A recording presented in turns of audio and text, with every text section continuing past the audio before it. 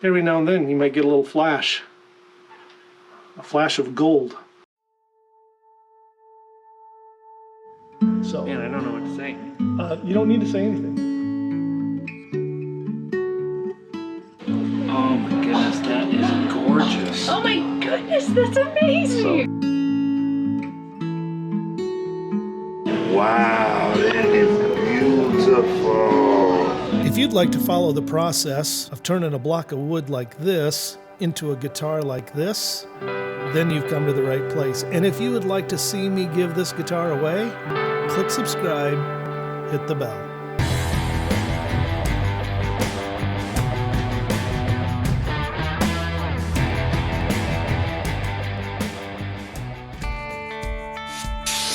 Well, that tape worked really quite well. This is what I was looking for, to get that roasted look. But come on, that's beautiful, huh?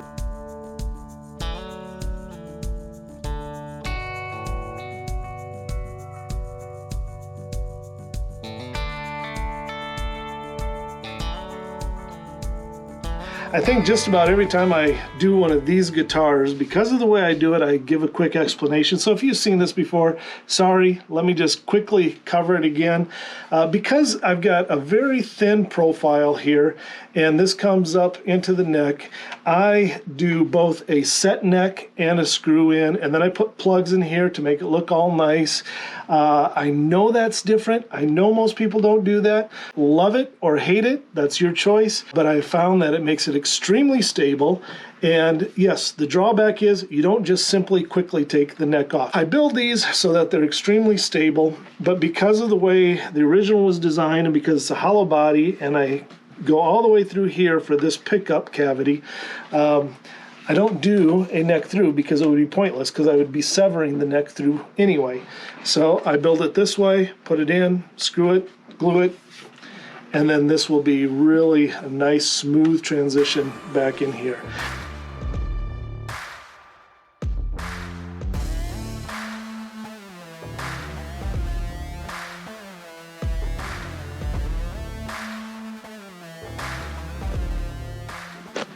I just put the plugs in here now, and I'm showing you this because it is messy, and I want you to see how messy it is when I put the plugs in.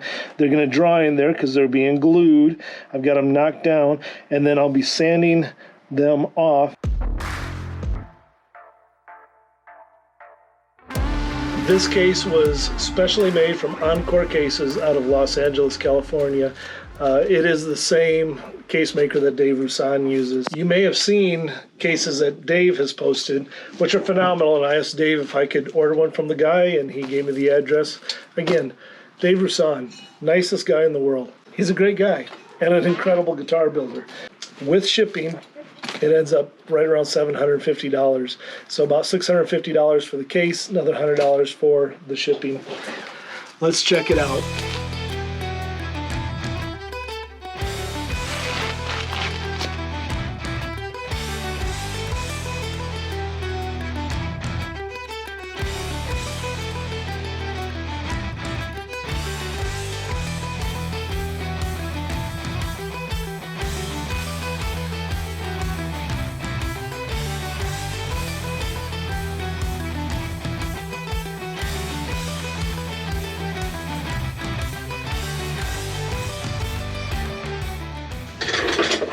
Yeah, guys, this thing is pretty amazing. Now, I am letting you see this guitar at a point where this has had shellac put on it. I still need to shellac this, and then we're going to be able to use that diamond clear coat on it.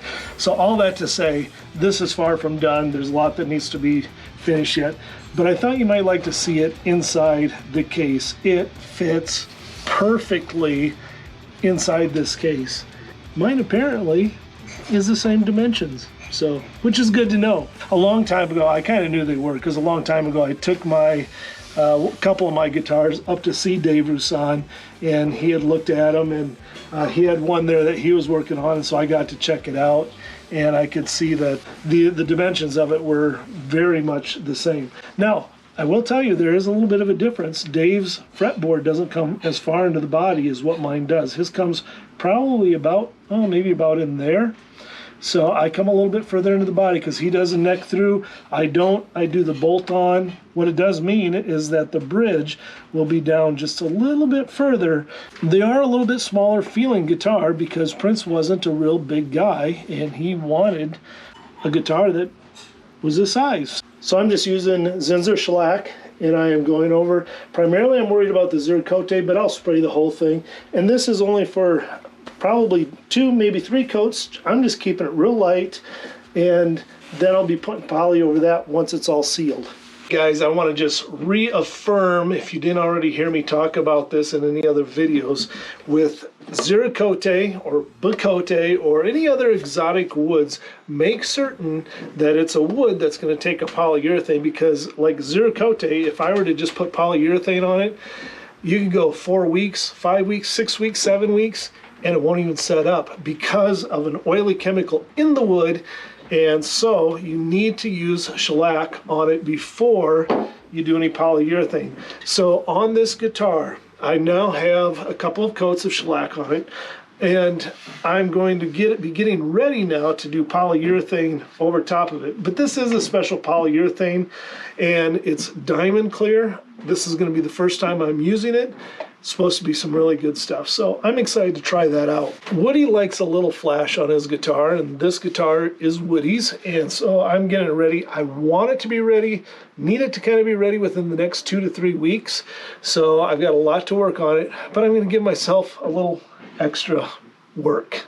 We have been talking about doing some gold fleck on it, which I want to do, and I'm going to add a little extra 24 karat gold leaf on this. I'm going to try it on these edges. All right, Steve from the future here. Let me show you what and why I'm doing what I'm doing. I've just gotten the second layer of gold leaf put on this. Now I'm going to take off the tape. But let's back way up. The other day I was watching, at noontime, I was watching Morris Day and the Time do a concert. And I'm just kind of looking at the flashiness, some of the bling. And I realized we needed to add a little more flashiness and bling to Woody's guitar. He wants it to be a little bit flashy, but we also don't want it to be gaudy. And there can be a really fine line between gaudy and flashy. And then I started thinking a little bit about pictures that Woody has shared with me of some of his other stuff that he has in his house. And everything is beautiful, like his home is. It's a beautiful home. On the outside, it's this nice, attractive home, and it's well groomed and looks good. And then if he were to invite you into his home, there would be all of these little surprises, things that he's got included in his home, between art and between slot car racing town in his basement, a studio. What I started envisioning was, it looks good, it's nice, it invites you in, and he invites you in. And then there are these surprises. The cars that he likes and drives, now they are gorgeous on the outside, but then if you're invited to go for a ride and get in, you'd have all of these other elements that would just wow you, you know, wow factors. And so the other day, as I started working on this, I was thinking, okay, Morris Day and the Time, if Woody were playing for Morris Day and the Time, what would it look like? What would his guitar look like? And I thought, okay, it's got to be flashier than what I've got at this point. But then I also thought about his personality, of that invite you in with the nice, the sleek, and then to surprise you. Every now and then you might get a little flash, a flash of gold. I've got 24 karat gold on this edge. So it's not over gaudy, like you're not looking at this thinking, oh, it's so blatantly out there and gaudy. But if he turns to the side and you see, what's that? Is that gold? Yeah, that's gold. There's some 24 karat gold. And then we turn it around, and the back is this beautiful, beautiful wood with now edged with 24 karat gold. And it brings you in, it kind of brings you into this gold in the back. And so I've called this the Mystique Horizon, not Mystic, but Mystique. Mystique, something that is mysterious, draws you in with awe and power and force, this Mystique. And the reason why is most guitars are going to have the front be the thing. You know, this is the beautiful part, like you put the curly maple on the front and then the back is black. And I don't have anything against that. You know, like a painted black back, I'll do that, but that's not Woody. Woody is beautiful on the front, draws you in, makes you want to see more, and then brings you to the back and shows you the real beauty. So investing in putting a lot of time and work into making the back beautiful, which a lot of people would think, why? Why would you do that? I believe it was Glenn Perry, another luthier that is on some of my Facebook pages that I follow and stuff, looked at some of his guitars and he had some really beautiful guitar backs. And he said, I like to think of it as my little secret for the musician, like that little secret, like the beautiful back is up against him, it's being held close to him. And for the musician to know, it's the little secret. Going above and beyond, I don't know, you might think I'm absolutely crazy with that, but how cool when you see something, you're like, well, that's beautiful, and then you want to go take a look. And then he says, yeah, you think that's pretty, look at this, and shows you the back. Because I want to draw you in, I want to draw you into my art, and you want to see more, and you get drawn into looking. So that's my idea behind Mystique Horizon. There's a fine line between gaudy and, oh my goodness, look at the beautiful piece of work. I'm going to push that line. I don't want it to be overly gaudy. I want the gold to enhance what's already here.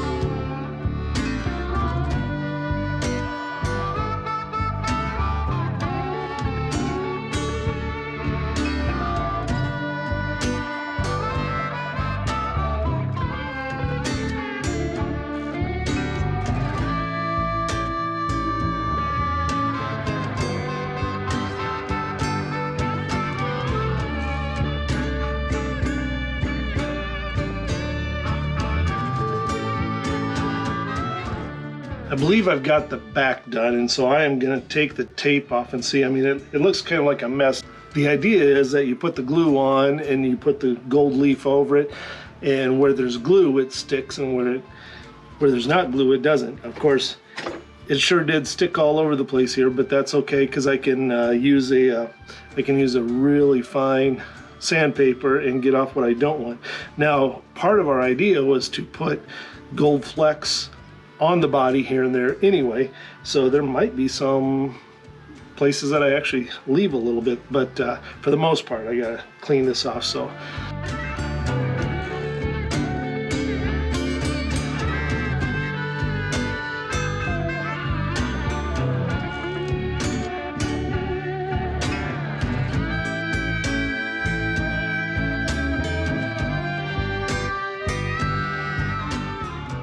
still have some cleaning up to do, and the idea is once you get the polyurethane over everything and bring shine to all of it, that'll blend it in so it doesn't stand out quite so much. But yeah, you can see the kind of this gold edge all the way around. I kind of came down and followed that there. I got 3/4 of the way done doing the gold leaf when I ran out. Now I had 25 sheets of gold leaf.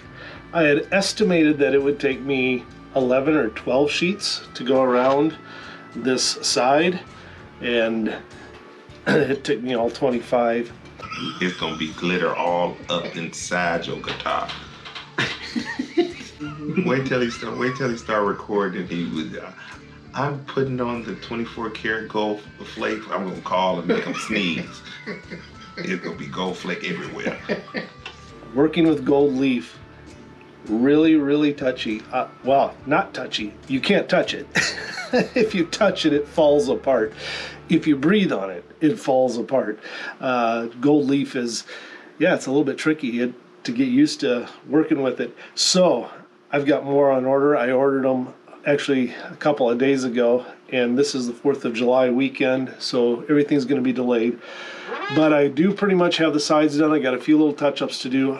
I'm putting a lot of work into making this back beautiful, which is not something that a lot of people do.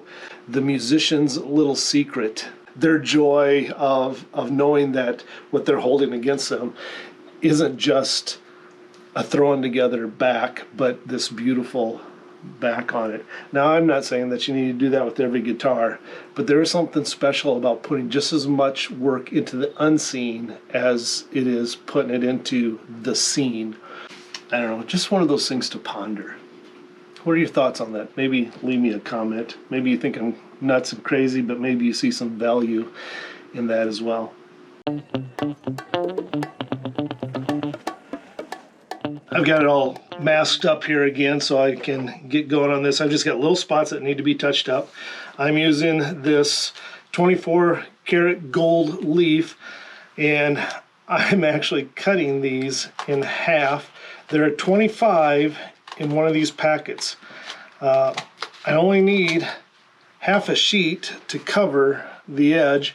And once that sheet, that leaf comes off of the paper, it's almost impossible to use. Guys, seriously, you can barely breathe on it and it'll just kind of move away. So you got to be careful of breathing, touching it. I do use, for little spots, I'll use my tweezers, and even that's kind of difficult to use. But it just falls off these sheets. So I'm not sure if you can see, but there's like a little bit of a piece here that didn't get covered, and a couple little spots in there. And then on this edge, there's a few little spots. So I'm gonna put a little glue here, here, here, here, and then you'll get to see me kind of work with that leaf, and it is some pretty fine, flimsy stuff. So let's just gold flake everywhere. Touch up a little glue. I'm just gonna let it get a little bit tacky, the glue that is. So you peel up these pages, and boy, they're not easy to work with. There's another one in between there. I'll see if I can get that without ruining that one. Okay, there we go. Oh, see, it's stuck to my finger. Well, I'm going to just try and pull it into place here then. Use another, this is a clean dry brush. I'm just going to see if I can move it into place with that. And just kind of working my way around. When you're done with putting it on there, then you just use a big fluffy brush and kind of brush off the gold. And I try to brush it onto something that I can kind of keep it and use the flex yet.